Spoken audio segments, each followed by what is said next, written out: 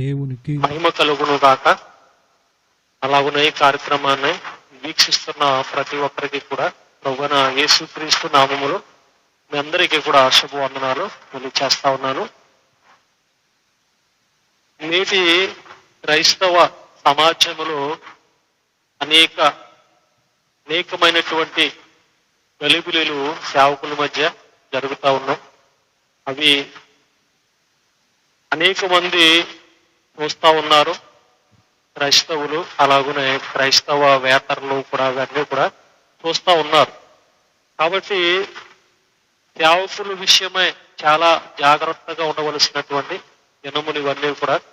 అలాగనే దేవుని యందు ప్రాముఖ్యంగా ఆయన వాక్యమందు భయభక్తులు కలిగి వినయ విధేయతలు కలిగి ఆయన వాక్యమును మనం గ్రహించి జరుగుతున్నటువంటి గలిబిలి మనం చూస్తూ ఉన్నటువంటి క్రమంలో ఇవన్నీ కూడా చాలా జాగ్రత్తగా మనం దేవునిలో మరి ఫలిస్తూ ఆయనను వెంబడిస్తూ ఆయనకు అనుగుణంగా ఉన్నప్పుడు దేవుని కృప మనందరికీ కూడా మెండుగా ఆయన అనుగ్రహించగలుగుతాడు. ఆయన ఎందుకంటే మనము దేవుణ్ణి చక్కగా వెంబడించేటువంటి క్రమంలో దేవుడు అనేకమైనటువంటి ఆశీర్వాదములు ఆత్మ సంబంధమైనటువంటి మేలులు మనకి ఆయన అనుగ్రహించగలుగుతాడు. అయితే ప్రస్తుతమందు జరుగుతున్నటువంటి గలిబిలి, సంఘాలలో సేవకులలో ఉన్నటువంటి గలిబిలి, ముఖ్యంగా సోషల్ మీడియాలో ఉన్నటువంటి గలిబిలి, ఇవన్నీ కూడా మనం వాక్యము ద్వారా పరిశీలన చేసుకున్నప్పుడు సేవకులు తెలియచేసేటువంటి మాటలు ఇవన్నీ కూడా సత్యమేంటి అసత్యమేంటి ఇవన్నీ కూడా మనకి అర్థము కాగలుగుతుంది. అయితే ఇవన్నీ కూడా తొలగిపోవాలంటే యేసుక్రీస్తు ప్రభువును గూర్చినటువంటి మాటలు మనం తప్పకుండా మనం అనుసరిస్తూ ఉండాలో, వాక్యాన్ని ప్రాముఖ్యంగా చదవాలో, వాక్యమును అనుసరించి మనం బ్రతకవలసినటువంటి వారమై ఉన్నాం. కాబట్టి ఆనాడు దినాలలో యేసుక్రీస్తు ప్రభు వారు జీవించినటువంటి కాలంలో ఆయనను ప్రధాన యాజకులు, పెద్దలు, శాస్త్రులు, పరిశీలు వీళ్ళందరూ కూడా పిలాతు దగ్గరకు తీసుకొచ్చినప్పుడు ఆయన యేసుక్రీస్తు ప్రభు వారు గలీయుడైన తెలుసుకునే పిలాతు ఏం చేశారంటే, అయితే హేరోదు దగ్గరికి అతను తీసుకెళ్లి అక్కడ విమర్శించాలో అని పిలాతు తెలియచేస్తారని. అలా తెలియచేసిన తరువాత మళ్ళీ హేరోదు దగ్గరికి ఎప్పుడైతే యేసుక్రీస్తు ప్రభు వారిని తీసుకెళ్లారో, హేరోదు కూడా విమర్శించిన తర్వాత ఆయన్ని ప్రశ్నించిన తర్వాత ఆయనలో ఎటువంటి దోషము కూడా లేనే లేదని వాక్యములో మరి చక్కగా తెలియచేయబడతా ఉన్నది. ఇక్కడ లూకాసు వార్తలో 23వ అధ్యాయంలో ఆయనను విమర్శించినటువంటి క్రమంలో తెలియచేయబడతా ఉన్నాయి. అయితే హేరోదు దగ్గర కూడా విమర్శించిన తర్వాత మళ్ళీ యేసుక్రీస్తు ప్రభుని ఎక్కడ తీసుకొస్తా ఉన్నారంటే మళ్ళీ పిలాతు దగ్గరికి తీసుకొస్తా ఉన్నారు. తీసుకొచ్చిన తర్వాత అప్పుడు పిలాతు అక్కడ ఉన్నటువంటి వారితో ఈ విధంగా తెలియచేస్తా ఉన్నారు. లూకాసు వార్త 23వ అధ్యాయము 15వ వచనము. హేరోదునకు కూడా కనబడలేదు, హేరోదు అతని మా యొద్దకు తిరిగి పంపిను కదా, ఇదిగో మరణమునకు తగినదేదియు ఇతడు చెయ్యలేదు అని పిలాతు హేరోదు తెలియచేసినటువంటి విషయము. అక్కడ యేసుక్రీస్తు ప్రభువును గూర్చినటువంటి తెలియచేసినటువంటి విషయాలన్నీ కూడా ఇక్కడ పిలాతు అక్కడ ఉన్నటువంటి సమాజానికి తెలియచేస్తా ఉన్నాడని. అయితే ఆయనలో ఎటువంటి దోషం లేదు. పిలాతు విమర్శించాడు, ఆయనను ప్రశ్నించారు. యేసుక్రీస్తు ప్రభు వారిని ఆయనలో ఉన్నటువంటి గుణాలు, ఆయనలో ఉన్నటువంటి పరిశుద్ధత, ఆయన జీవిత విధానం అన్నీ కూడా పరిశీలించబడ్డాయి పిలాతు దగ్గర, అలాగనే హేరోదు దగ్గర కూడా. అయితే ఆయనలో పాపమేమీ లేదు ఇక్కడ తెలియచేస్తా ఉన్నారు. యేసుక్రీస్తు ప్రభు వారి దగ్గరికి రాకముందు పిలాతు, హేరోదు కూడా ఒకరినొకరంట శత్రువులై ఉన్నారంట. 23వ అధ్యాయము లూకాసు వార్త 12వ వచనము. అంతకు ముందు హేరోదును పిలాతును ఒకరినొకడు శత్రువులై ఉండి ఆ దినముననే ఒకరినొకడు మిత్రులైరి. ఎంత గొప్ప చక్కటి మాట చూడండి. పిలాతు, హేరోదు కూడా శత్రువులుగా ఉన్నటువంటి వారు శత్రువులుగా ఉండి ఆ రాజ్యాలను పాలిస్తూ ఉన్నటువంటి వారుగా ఉంటా ఉన్నారు. అయితే శత్రువులైనటువంటి వారు పిలాతు యేసుక్రీస్తు ప్రభు వారిని పరిశీలించారు. ఆయనలో ఎటువంటి దోషాలు ఉన్నాయేమో అని అలాగనే ఆయనను విమర్శించారు. ఆ ప్రజల దగ్గర నిలబెట్టి యేసుక్రీస్తు ప్రభు హెరోదు దగ్గర కూడా వెళ్ళిన తర్వాత హెరోదు కూడా విమర్శించాడు యేసుక్రీస్తు ప్రభుని. విమర్శించిన తర్వాత హేళన కూడా చేయబడ్డాడు వాళ్ళ దగ్గర. అయితే పిలాతు హెరోదు కూడా ఒకరినొకరు శత్రులై ఉన్నారు. ఎప్పుడైతే యేసుక్రీస్తు ప్రభుని వారిరువురు కూడా విమర్శించారో, వారిరువురు కూడా విమర్శించిన తర్వాత శత్రువులుగా ఉన్నటువంటి వారు కూడా మిత్రులుగా చేయబడ్డారని ఎంత గొప్ప విషయం అది. కానీ నేటి క్రైస్తవ సమాజంలో సేవకులుగా పిలువబడుతున్నటువంటి వారు, సేవకులుగా బోధ చేస్తున్నటువంటి వారు సోషల్ మీడియాలో మరి ఉన్నటువంటి దైవ సేవకులు ఎలా ఉన్నారంటే ఒకరినొకరు విమర్శించుకుంటా ఉన్నారు. ఎలా ఉన్నదంటే తారాస్థాయికి వెళ్ళిపోతా ఉన్నదన్నది చాలా భయంకరంగా ఉంటా ఉన్నది. కానీ శత్రువులుగా మారిపోతా ఉన్నారు. శత్రువులుగా మారిపోతా ఉన్నారు. ఫ్రస్ట్రేషన్లోనికి వారు వెళ్ళిపోయి ఏం మాట్లాడుతున్నారో తెలియట్లేదు. యేసుక్రీస్తు ప్రభు వారి యొక్క గుణాలను మర్చిపోయారు. యేసుక్రీస్తు ప్రభు వారి యొక్క లేఖన సత్యాలను వాళ్ళు గుర్తించటము మర్చిపోయారు. యేసుక్రీస్తు ప్రభు వారు ఏమి చెప్పారు, ఆ చెప్పిన దానికి అనుగుణంగా వాళ్ళ మాటలు ఉండట్లేదండి. అసలు చాలా వ్యత్యాసంగా ఉంటా ఉన్నది. వారు మాట్లాడినటువంటి మాటలకి యేసుక్రీస్తు ప్రభు వారు చెప్పినటువంటి మాటలకి ఎలా మాట్లాడమన్నారు, ఎలాగా మీరు జీవించమన్నారు, అవన్నీ కూడా సేవకులైనటువంటి వారు విడిచిపెట్టి సోషల్ మీడియాలో ఆ దొంగలని, ఆ అబద్ధికులని ఇలాగ రకరకాలుగా మాట్లాడుతూ ఉన్నారు. ఎంత విచారకరం, ఎంత బాధాకరమైనటువంటి సంగతులండి ఇవన్నీ కూడా.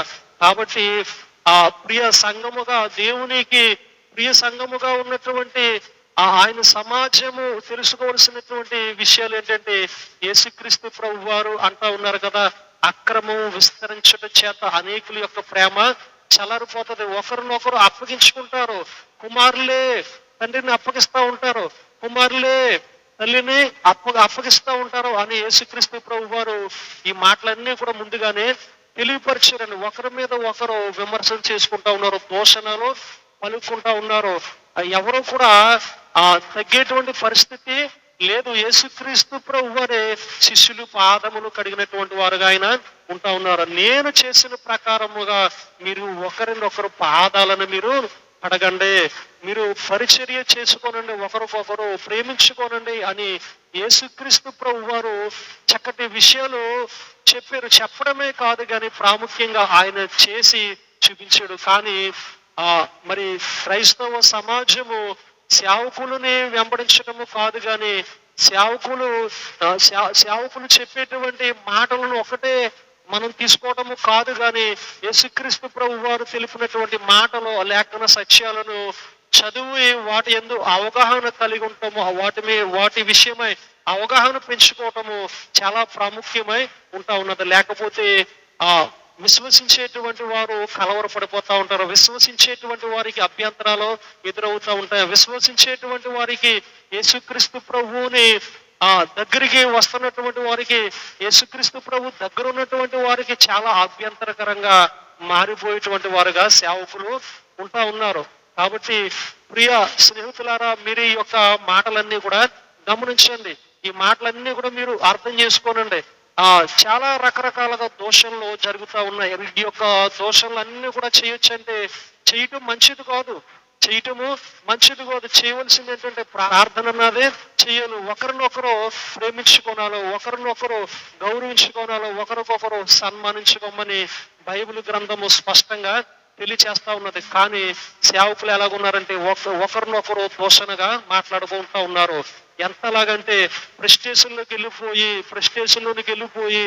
ఎవరికి ఇచ్చినటువంటి పరిచర్య వారు విడిచిపెట్టేసి, వారికి ఇచ్చినటువంటి తలాంతులను విడిచిపెట్టేసి నీవు ఇలా వాడబడాలో, నీవు అలా వాడబడాలో అని వారు సొంత మాటలు, సొంత ప్రయత్నాలు చేసి మరి సమాజానికి తెలియచేస్తా ఉన్నారు. సమాజాన్ని తప్పుదావ పట్టిస్తా ఉన్నారు.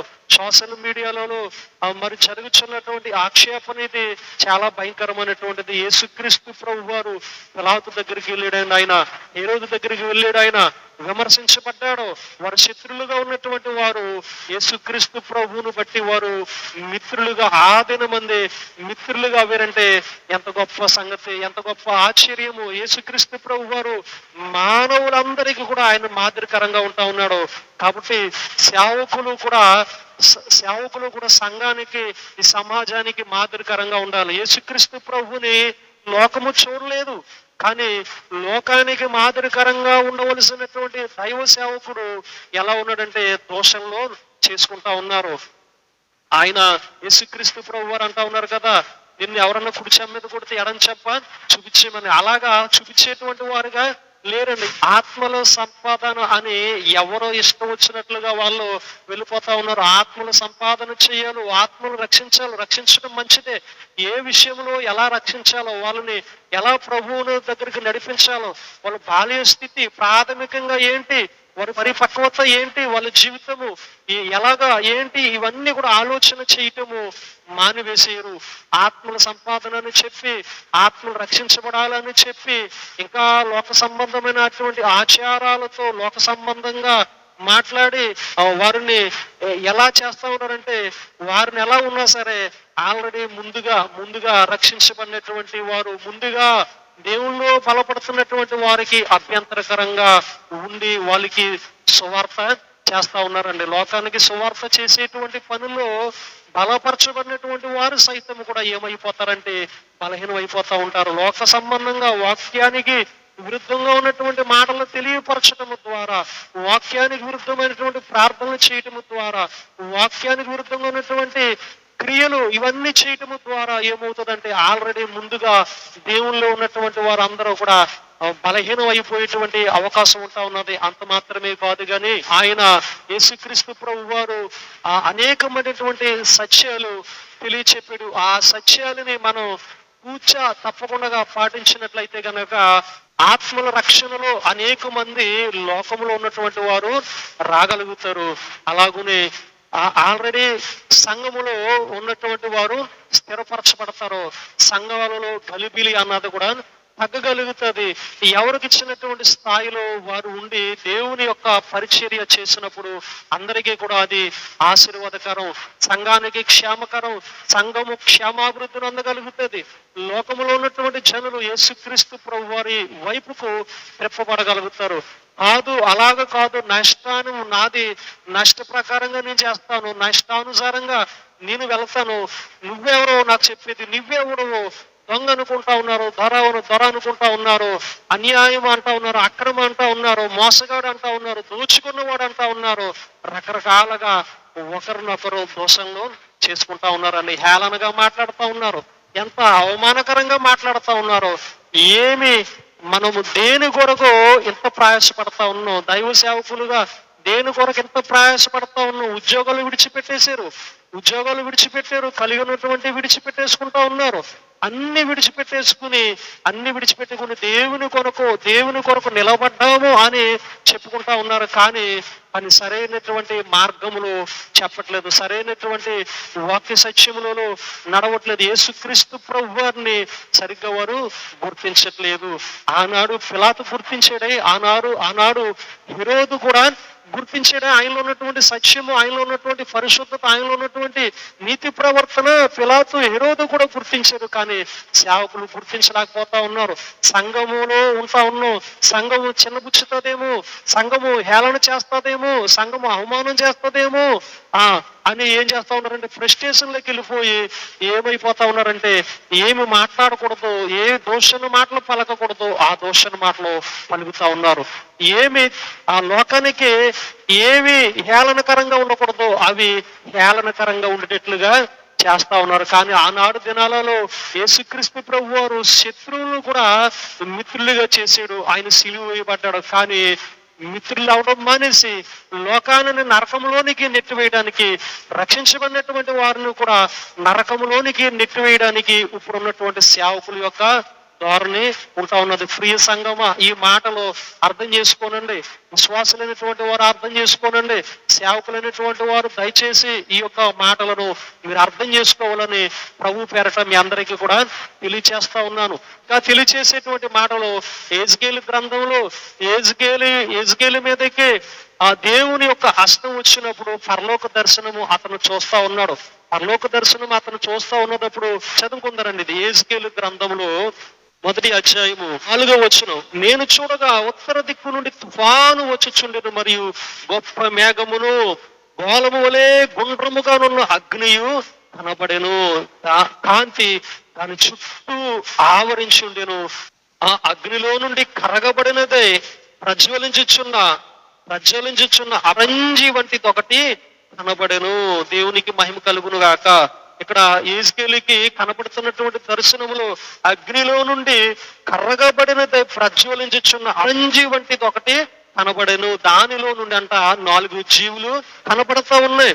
4 జీవులు, వాటి రూపము మానవ స్వరూపం వంటిది అని తెలియచేస్తా ఉన్నాడు. ఒక జీవి మానవ ముఖాన్ని కలిగి ఉంటా ఉన్నది, మరొక జీవి సింహపు ముఖముని కలిగి ఉంటా ఉన్నది, మరి ఒక జీవి ఎద్దు ముఖమును కలిగి ఉంటా ఉన్నది, మరొక జీవి పక్షిరాజు ముఖము వంటిది. ఇవి 4 జీవులు కూడా 4 ముఖాలు వ్యత్యాసంగా ఉంటా ఉన్నాయి. రెక్కలు వాటికి కలిగి ఉంటా ఉన్నాయి. అయితే ఇక్కడ తెలియచేస్తా ఉన్నటువంటి గొప్ప సంగతి ఏంటంటే 9వ వచనం, 1వ అధ్యాయంలో 9వ వచనంలో వాటి రెక్కలు ఒకదానినొకటి కలిసి ఉండెను. వాటి రెక్కలు ఎలా ఉన్నాయంటే ఒకదానినొకటి కలిసి ఉండెను. మానవ ముఖము కలిగినటువంటి జీవికి, సింహపు ముఖమును కలిగినటువంటి జీవికి, ఎద్దు ముఖము కలిగినటువంటి జీవికి, పక్షిరాజు ముఖము కలిగినటువంటి ఈ జీవికి రెక్కలు ఉంటా ఉన్నాయి. ఆ రెక్కలంతా ఒకదానినొకటి కలుసుకుని ఉండేరు. కానీ సేవకులు కలిసి ఉంటా ఉన్నారండి. సేవకులు కలిసి ఉండడానికి ఇష్టపడట్లేదు. నాది ఈ సంఘం అంటా ఉన్నారు, నాది ఈ సంఘం అంటా ఉన్నారు, నాది ఈ డొనామినేషన్ అంటా ఉన్నారు, నాది అది అంటా ఉన్నారు, నాది ఇది అంటా ఉన్నారు, నాది అనుకుంటా ఉన్నారు. కానీ ఏది పేరైనా కానీ ఆ సంఘాలు ఎవరవి, పేర్లు ఏవైనా కానీ సంఘం ఎవరిదంటే క్రీస్తుదే, సంఘము ఎవరిదంటే ప్రభువుదే. కానీ వీరు మా సంఘము నా సంఘం అనుకుని సంఘాన్ని ఏం చేస్తా ఉన్నారంటే ఆ సంఘంలో ఉన్నటువంటి క్రైస్తవ సమాజానికి ఇది మనదే, ఇది మనదే, ఇది మనదే అని చెప్పి లోకంలో ఉన్నటువంటివన్నీ కూడా వ్యత్యాసము పరుస్తూ ఉన్నారు.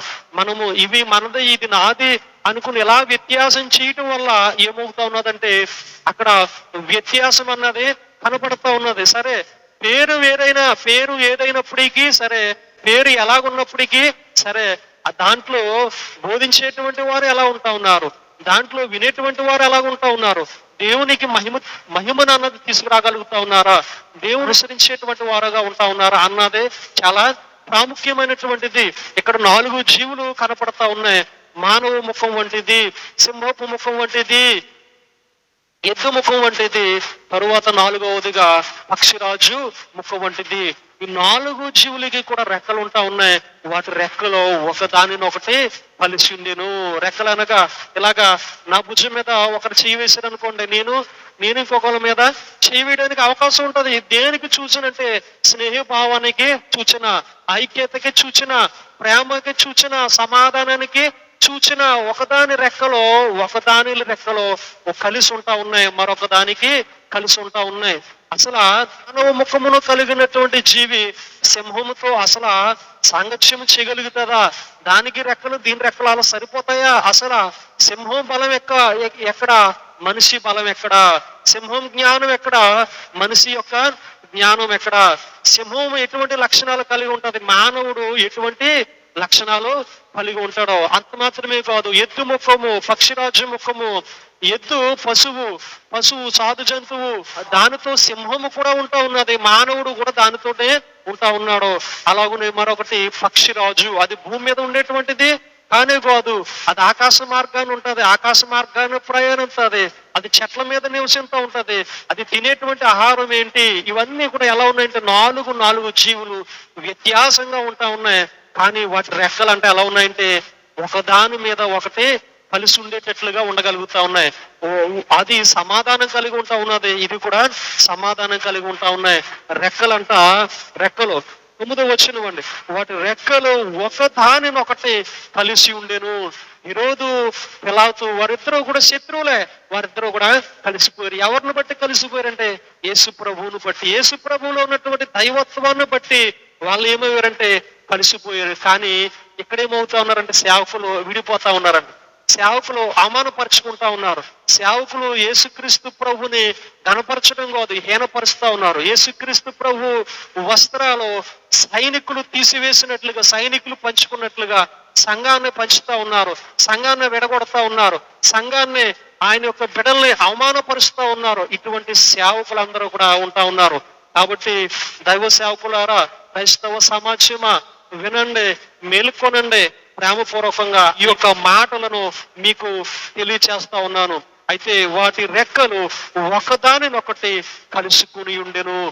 ఏ వైపునకు తిరగక అవి తిరగక అవన్నీ చక్కగా నెదుటికి పోవుచుండెను. ఏ వైపుకి తిరగట్లేదండి, అవన్నీ కూడా చక్కగా ఒక వైపుకి వెళ్తా ఉన్నాయి. ఈ 4 కూడా చక్కగా తిన్నగా ఒక వైపుకి వెళ్తా ఉన్నాయి. ఎంత వాటి యొక్క ముఖాలు ఎలా ఉన్నా సరే, వాటి బలం ఎలా ఉన్నా సరే, వాటి జ్ఞానం ఎలా ఉన్నా సరే, వాటికి ఉన్నటువంటి ఆ శక్తి ఎంత ఉన్నా సరే, ఇవన్నీ కూడా ఎలాగున్నప్పటికీ అవి ఎలా ఉన్నాయంటే తిన్నగా ఒకవైపుకే చక్కగా అవన్నీ చక్కగా నెదుటికే పోవుచుండెను. ఎక్కడి నుంచి వచ్చినాయంటే అవి 4వ వచనంలో చెప్పబడతా ఉన్నది, అగ్నిలో నుండి కర్రగబడినదై ప్రజ్వలించుచున్న యపరంజి వంటిది కనపడెను. దానిలో నుండి 4 జీవుల రూపములు గల ఒకటి కనబడెను.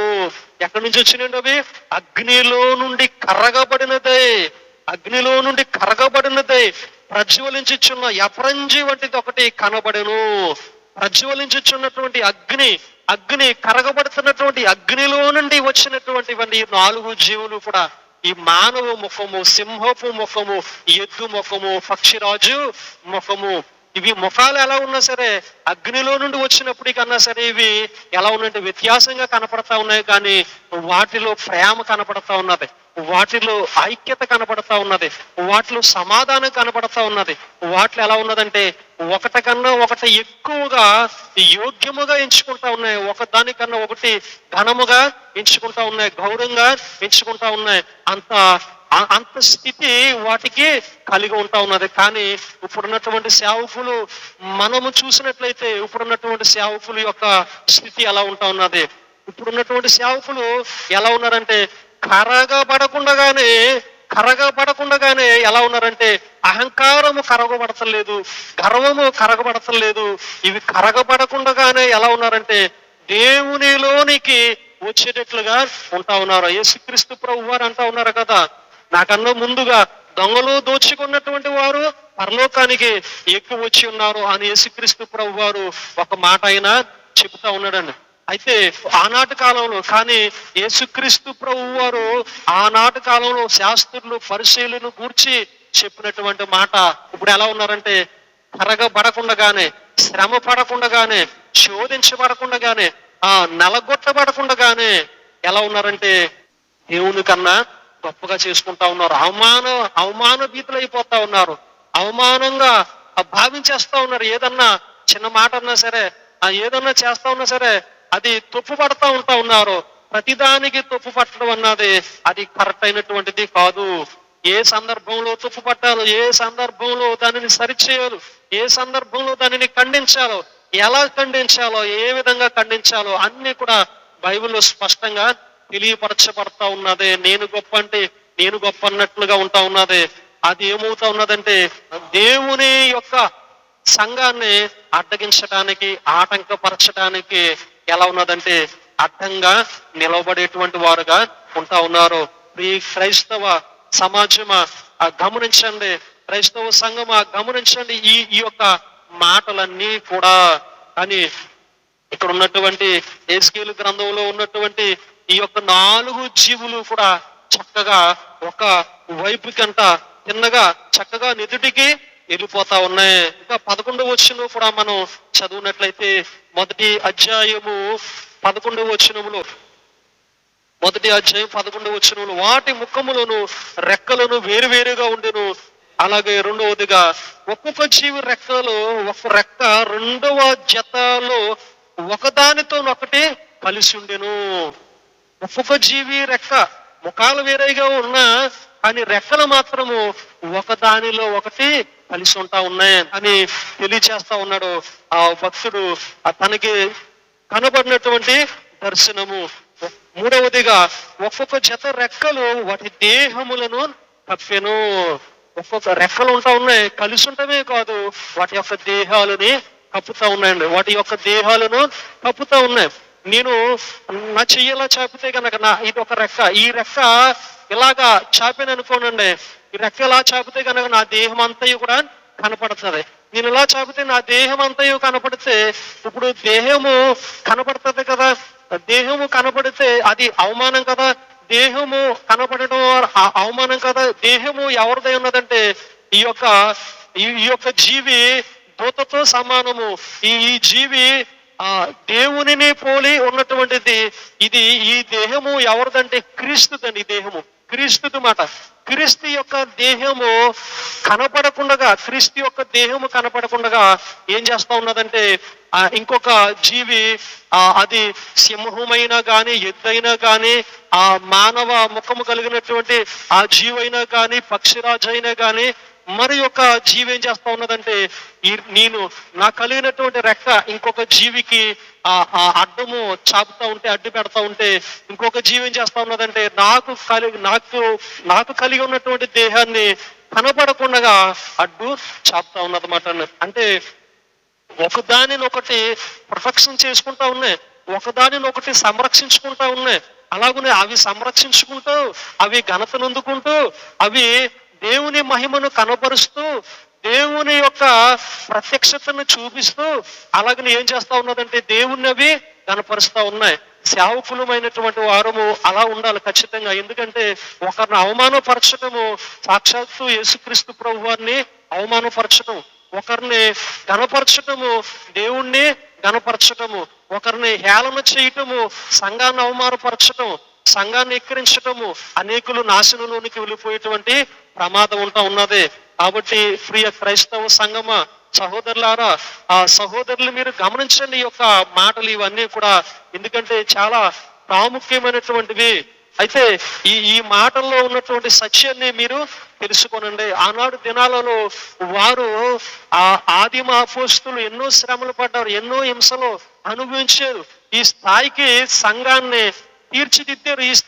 ఈ స్థాయి మనకు అనుగ్రహించారంటే వాళ్ళు ప్రాంత్యాగం చేసినటువంటి వారు.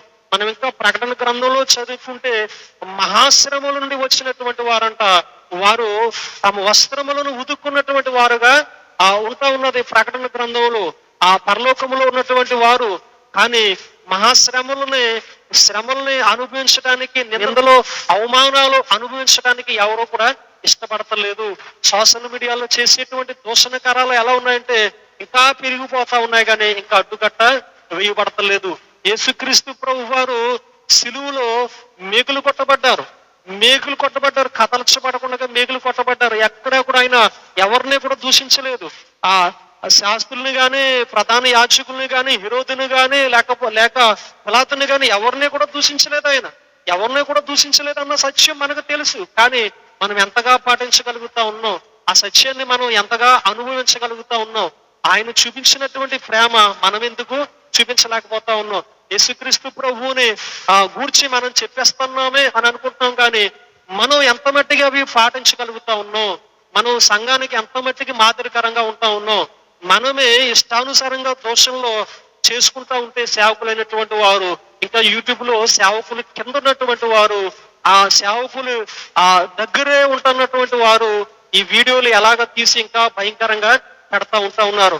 ఇంకా కొత్తగా వచ్చేటువంటి సేవకులకి ఇంకా ఎలా ఉంటదంటే ఇంకా నీచంగా ఉంటది, ఇంకా వాళ్ళు బలహీనులుగా మారిపోతా ఉంటారు. ఇవన్నీ కూడా అవసరమా? క్రైస్తవ సమాజంలో ఇవన్నీ కూడా అవసరమా?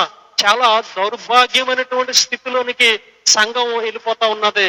లోకము కూడా ఇంకా హేళనకరంగా, ఇంకా అవమానకరంగా వారు పోస్టులు పెడతా ఉన్నారు. ఇంకా అవమానకరంగా మరి ఆ దోషంలు ఇవన్నీ కూడా చేయగలుగుతా ఉన్నారు. ఇంకా అమ్ముడి ఆ బిట్లు కూడా తీసి ఏం చేస్తా ఉన్నారంటే మళ్ళీ యాడ్ చేసి పెడతా ఉన్నారు. ఎంత బాధాకరం ఇవన్నీ కూడా. దేవుని యొక్క ఉగ్రత ఖచ్చితంగా అటువంటి వారి మీదకి రాగలుగుతుంది. మనం కూడా అలా ఉంటే కనుక ఖచ్చితంగా మన మీద కూడా రాగలుగుతుంది. ఆ ఏలి యొక్క కుమారులు ఎలా ఉన్నారో పరిస్థితి, ఏలి యొక్క కుమారులు ఆ యొక్క మందసము పట్టబడిపోయిన తర్వాత ఇజ్రాయేలు పరిస్థితి ఏమైపోతా ఉన్నది, మందసము పట్టబడిపోయిన తర్వాత ఫిలిస్తీన్లోకి వెళ్ళిపోయిన తర్వాత ఎంత భయంకరంగా ఆ ఇజ్రాయేలు పరిస్థితి తయారవుతా ఉన్నది. ఏలి యొక్క కుమారులు హతమైపోయారు. వాళ్ళు ఏలి యొక్క కుమారులు. ఏలి ఏమో కూర్చుని పడిపోయి వెనక పడిపోయి అతను దెబ్బ తగిలి చనిపోయినట్లుగా అతను కూడా ఉంటా ఉన్నాడు. ఎంత అవమానకరము ఇది, ఇజ్రాయేలీకే అవమానకరంగా ఉంటా ఉన్నది ఆనాడు దినాలలో మందసము పట్టబడము చేత. కానీ సేవకులు ఇటువంటి ధారణ కలిగి ఉంటే గనక, ఇది దైవ సేవకులు దేవుని మందసమును మోసేటువంటి వారు, దేవుని మహిమను మోసుకుని వెళ్ళవలసినటువంటి వారే. మహిమంట ఆనాడు దినాలలో మహిమ లేకుండా పోయిందంట. మందసంలో మహిమ అప్పగించబడిపోతా ఉన్నది ఎవరికంటే ఆ యొక్క ఫిలిస్తీన్లకి అప్పగించబడిపోయింది మందసం. అలాగనే సేవకులు కూడా మరి ట్రోలింగ్ చేయబడతా ఉన్నారు. సేవకులు కూడా అవమానం చేయబడతా ఉన్నారంటే ఎంత బాధాకరమైనటువంటి విషయము. మహిమ అంతా కూడా మరి అపవాది ఏం చేస్తా ఉన్నదంటే మహిమనంతా కూడా తొలగిస్తా ఉన్నది. ఎవరు రక్షించబడతారు అటువంటి మాటలు వింటే కనుక? అటువంటి ట్రోలింగ్ చేసినటువంటి మాటలు ఎవరు రక్షించబడతారో? ఎవరు కూడా రక్షించబడరు. ఎవరు కూడా మరి అవి మంచిగా భావించరు, అవమానకరంగా భావిస్తూ ఉంటారో వారికి ఇష్టం లేకుండా అయిపోతా ఉంటది. కాబట్టి నా మట్టుకు నేను లెక్క చెప్పాలి దేవునికి. అలాగనే ఎవరో ఏది చేసినా సరే దేవునికి ఖచ్చితంగా లెక్క అన్నది ఆయన ఖచ్చితంగా అడుగుతారు. యేసుక్రీస్తు ప్రభు, నీ మాటను బట్టే నీవు నీతిమంతుడు అని తీర్పు నొందెదువు, నీ మాటను బట్టి అపరాధం అని తీర్పు నొందెదువు అని స్పష్టంగా దేవుని యొక్క మాటలు తెలియచేస్తా ఉన్నాయి. కాబట్టి మన మాటలు ఎలా ఉంటా ఉన్నాయి? మన మాటను బట్టే తీర్పు నొందుతాము, మన మాటను బట్టి అపరాధం అని తీర్పు నిందుతాం. ఏదో ఒక రోజు నాడు సత్యం అన్నది సంఘంలో తెలియకపోదు, సత్యం అన్నది సమాజానికి తెలియక పోదు. అంతకన్నా ముందు దేవునికి ఖచ్చితంగా తెలుస్తుంది. దేవుని యొక్క ఉగ్రతకి మనము పాత్రులము కాకుండా ఉండాలి. ప్రియ సంఘం జ్ఞాపకం చేసుకోనండి. కాబట్టి యెజ్కేలులో ఉన్నటువంటి ఆ 4 జీవులు కూడా వాటి యొక్క దేహాన్ని కప్పుకుంటా ఉన్నాయి. ఒకదానికొకటి దేహాన్ని కప్పుకుంటా ఉన్నాయి. ఒకదాని రెక్కలో ఒకటి కలిసి ఉంటా ఉన్నాయి. ఎంత గొప్ప ఆశ్చర్యకరమైనటువంటి సంగతులు, ఎంత గొప్పగా ఉంటా ఉన్నాయి. దేవుని యొక్క మహిమను కలిగినటువంటివిగా ఆ జీవులు ఉంటా ఉన్నాయి. అగ్నిలో నుండి కరగబడి వచ్చినటువంటివిగా ఉంటా ఉన్నాయి 4 జీవులు. ముఖాలు వేరైనా గాని అవి మనస్సు కలిగి ఉంటా ఉన్నాయి. 4 కూడా ఒకే వైపుకి వెళతా ఉన్నాయి. వాటిలో చక్రాలు ఉంటా ఉన్నాయి, వాటిలో కన్నులు ఉంటా ఉన్నాయి. అబ్బా, ఎంత ఎంత గొప్పగా ఉన్నటువంటి దర్శనం ఉన్నది. అటువంటి దర్శనాన్ని పొందుకుని అటువంటి ప్రత్యక్షతను కలిగి దేవుని యొక్క సేవకులు మరి ఆ విధంగా ఉన్నట్లయితే గనక ఆయనకి ఇంకా ఘనత అన్నది కలుగుతుంది. సంఘాలు దీవించబడతాయి, అనేకులు మరి రక్షించబడతారు. ఉద్యోగాలు మానేసి, వ్యాపారాలు మానేసి, సుఖ సంతోషాలు మానేసి, అన్ని కూడా మానేసుకుని నేను చెప్పేస్తున్నాను బోధ, నేను ఎరగదీసేస్తా ఉన్నాను బోధ, నన్ను మించినటువంటి వాడు లేడు అనుకుని ఒకరి మీద ఒకడు దూషణ పలకడం ద్వారా ఏమైనా ఉపకారం ఉన్నదంటారా? ఏది కూడా ఉపకారము లేదు. కాబట్టి ఖచ్చితంగా లెక్క చెప్పాలి. ఒకవేళ దావీదే ఉంటా ఉన్నాడు సౌలు దగ్గర సేవకుడిగా ఉంటా ఉన్నాడు, సౌలే రాజుగా ఉంటా ఉన్నాడు. కానీ ఒక విషయంలో సౌలు ఆజ్ఞ తప్పుకుపోవటము ద్వారా దేవుని యొక్క ఉగ్రత అతని మీదకి, సౌలు మీదకి వచ్చింది. దావీదిని దేవుడే రంగంలోనికి దింపాడు. సౌలే తనకు తానుగా చనిపోయినటువంటి పరిస్థితి వచ్చింది. కాబట్టి దైవ సేవకులారా ఈ మాటలను గమనించండి. దైవ సంగమా, దేవుని యొక్క సంగమా, ఈ మాటలను గమనించండి. ఎప్పుడైతే సౌలు మరణించాడు, ఆ స్థాయి ఎవరికి ఇచ్చాడంటే దావీదికి దేవుడు అనుగ్రహించాడు. కాబట్టి అది దేవుని చిత్తము. ఎందుకు దేవుని చిత్తం అయిందంటే సౌలు యొక్క నీచ ప్రవర్తనను బట్టి అది దేవుని చిత్తము. ఏం చేశాడంటే మళ్ళీ దావీదిని ఎన్నుకుంటా ఉన్నాడు. దేవుడే కదా సౌలును కూడా ఏర్పాటు చేసుకుంటా. ఎందుకు అటువంటి పరిస్థితి వచ్చిందంటే సౌలు కరెక్ట్గా లేడు, దేవునికి ఇష్టడుగా లేడు, తన స్వలాపేక్ష కొరకు ఉంటా ఉన్నాడు. తన ఆలోచనలో తన ఆలోచన ప్రకారంగానే జీవిస్తా ఉన్నాడు. తన ఆలోచన ప్రకారంగానే వెళ్తా ఉన్నాడు. నా సంఘం అనుకోకుండా, నా సంఘం అనుకోవద్దు, నా మట్టుకు నేను నా సంఘం అనుకోకూడదు, మీ మట్టుకు మీరు మీ సంఘం అనుకోకూడదు.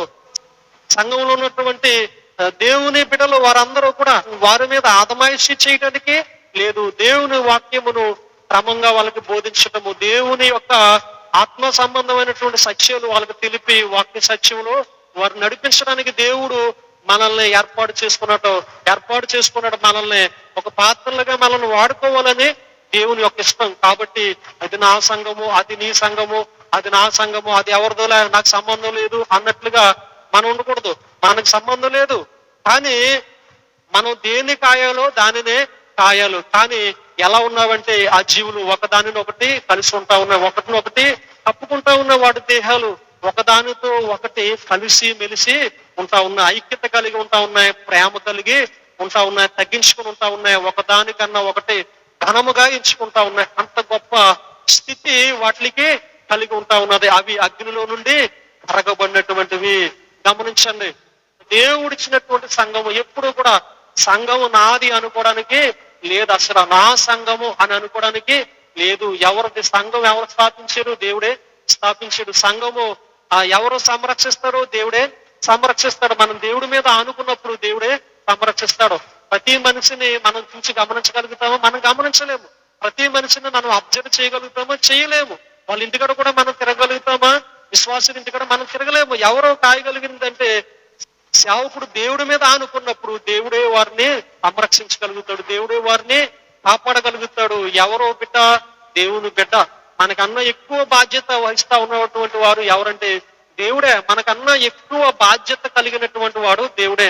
ఆ ఏ సృష్టికర్త అయితే చేశాడో ఆ సృష్టికర్త ఎక్కువ బాధ్యత వహించి ఆయన వహిస్తాడు. ఎందుకనంటే సేవకుడి యొక్క ప్రార్థనను బట్టి, సేవకుని యొక్క ఆ ప్రవర్తనను బట్టి, సేవకుని యొక్క పరిశుద్ధతను బట్టి, సేవకుడు దేవుని మీద ఆధారపడటాన్ని బట్టి ఆ యొక్క బిడ్డల్ని ఆయన రక్షించుకుంటాడు. ఆ సేవకునికి కూడా ఘనతను తీసుకురాగలుగుతాడు. సేవకుడు కూడా చక్కటి స్థితి దేవుడు ఇవ్వగలుగుతాడు. కాబట్టి అసూయ ద్వేషాలు మనం పెట్టుకోకూడదు, అసూయ ద్వేషాలు కలహాలు మనం పెట్టుకోకూడదు. ఒక స్థాయి, ఒక దైవజనుడికి ఒక మంచి స్థాయి ఇచ్చాడంటే మనం ఈర్ష్యపడకూడదు. అది దేవుడు అతని యొక్క ప్రయాసాన్ని బట్టే ఇవ్వగలుగుతాడు తప్పగాని మనం ఏదో చేసేసాం అనుకోవడానికి లేదది. అతని యొక్క ప్రయాసను బట్టి దేవుడు ఇచ్చేటువంటి ఒక గొప్ప ఆ స్థాయిని మనం గుర్తించాలి తప్ప ఆ దేవుడు ఇచ్చినటువంటి ఆ స్థాయిని బట్టి దేవుణ్ణి గణపరచాలి తప్పగాని మనం అవమానపరిచేటువంటి వారంగా ఉండకూడదు, ధృవీకరించేటువంటి వారంగా ఉండకూడదు, ఎవరిష్టానుసారంగా వారు ప్రవర్తించేటట్లుగా ఉండకూడదు. అవి ముఖాలు 4 కూడా వ్యత్యాసంగా ఉన్నా సరే, సింహంగా ఉంటా ఉన్నాయి, పక్షిరాజుగా ఉంటా ఉన్నది, మానవ ముఖం ఉంటా ఉన్నది, ఎద్దు ముఖంగా ఉన్నా సరే అవి 4 కూడా కలిసి ఉన్నటువంటివిగా ఉంటా ఉన్నాయి. కాబట్టి ఇందులో రెక్కలు కలిసి ఉంటా ఉన్నాయి, ముఖాలు వేరుగా ఉంటా ఉన్నాయి. అవి ప్రేమతో ఐక్యతతో కలిసి ఉంటా ఉన్నాయి. అలాగా కలిసి ఉన్నట్లయితే దేవునికి మహిమ అన్నది కలుగుతుంది. సరైనటువంటి ప్రార్థనలో మనం ఐక్యత కలిగి చేసినప్పుడు అనేకులు దేవుని వైపుకి త్రిప్పబడగలుగుతారు. అనేకులకి ఆశీర్వాదకరంగా మనం మార్చబడతాం. అనేకులు దేవునికి ఇష్టలుగా మార్చబడతారు. లోకంలో పాపంలో ఉన్నటువంటి వారు దేవుణ్ణి ఘనపరిచేటువంటి వారుగా ఉంటారు. మనం ఎంత ప్రయాసపడిపోయినా సరే మన ఇష్టానుసారంగా మాటలు అనేసి ఏ సేవకుని పడితే ఆ సేవకుని దూషించేసి రకరకాలుగా మాటలు అనేసినా సరే ఏమైనా ఉపకారం ఉన్నదంటే రేపు పొద్దున్న మనం అన్న మాటలను బట్టి మన సంఘం ఏమవుతుందంటే కుప్పకూలిపోయేటువంటి పరిస్థితి ఉంటా ఉన్నది. కాబట్టి గమనించండి, ఆ సంఘము చెదిరిపోయేటువంటి పరిస్థితి ఉన్నది. పరిశుద్ధాత్మ దేవుడు తెలియపరిచినటువంటి మాట ఏంటంటే, ఇందాక తెలియపరిచినటువంటి మాట, సౌలుని పక్కకి నెట్టివేసి దావీదుని తీసుకొస్తారు. ఏ సేవకుడైతే దూషణ మాటలు పలుకుతా ఉన్నాడు, ఏ సేవకుడైతే అవమానకరమైనటువంటి మాటలు, దేవుని మహిమను దొంగిలించేటువంటి మాటలు, ఆయన వస్త్రములను చింపేసేటువంటి మాటలు పలుకుతా ఉన్నారు, దేవుడు ఆ సేవకును దించివేసి ఆ సంఘంలో ఉన్నటువంటి మరొక సేవకుని దేవుడు ఖచ్చితంగా లేవనెత్తగలుగుతాడు.